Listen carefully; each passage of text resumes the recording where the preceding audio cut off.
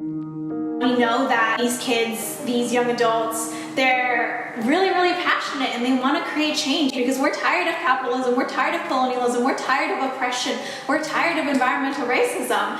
And I think it's really important to bring that knowledge and that education to understand how the system works and to just create together, to have that space for radical conversations, to provide the tools and the skills necessary to teach them how to organize their communities and fight for that change. Start Empowerment is a social environmental justice education nonprofit, and our goal is to bridge the gap between education and community organizing and to empower youth to take action.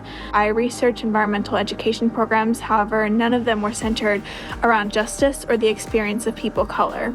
I wanted other youth to learn from generations of activists who have studied systems of oppression and community organizing as means to enact change. U.S. education continues to erase the stories of marginalized communities, forcing students to navigate a world that instills shame around their identities. These students are taught to attribute their struggles to individual failures. They're never taught about the social and environmental injustices that hinder their community.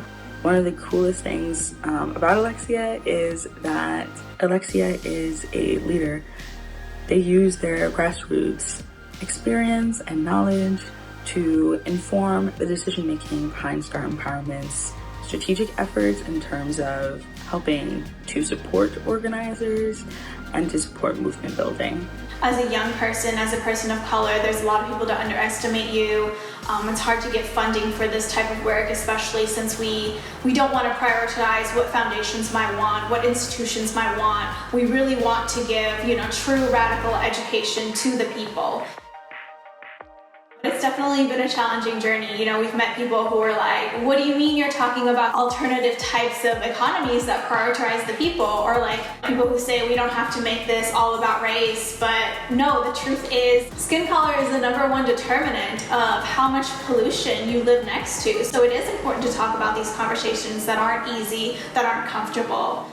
Start Empowerment works with schools across the U.S. to provide environmental justice curricula and funding for youth-led project and community-centered programming. We created a comprehensive food justice curriculum. I was selected to present the research at the CUNY Environmental Education Conference and then was awarded $6,800 by National Geographic and $2,000 from the Abolition Teaching Network to implement these food justice curriculums in New York City. And this curriculum was featured by the New York City Department of Education and the New York City Sustainability Office.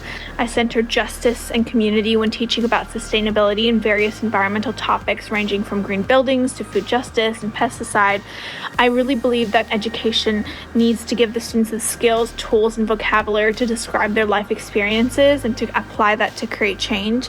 It's important to consider the social and emotional needs of the students and ground the topic in the classroom in the context of real-life scenarios happening in the community. I would like to thank Alexia Leclercq for her curriculum and program development. She created the curriculum on abolition, capitalism, and environmental justice. She has expanded knowledge for our youth. Thank you, Alexia.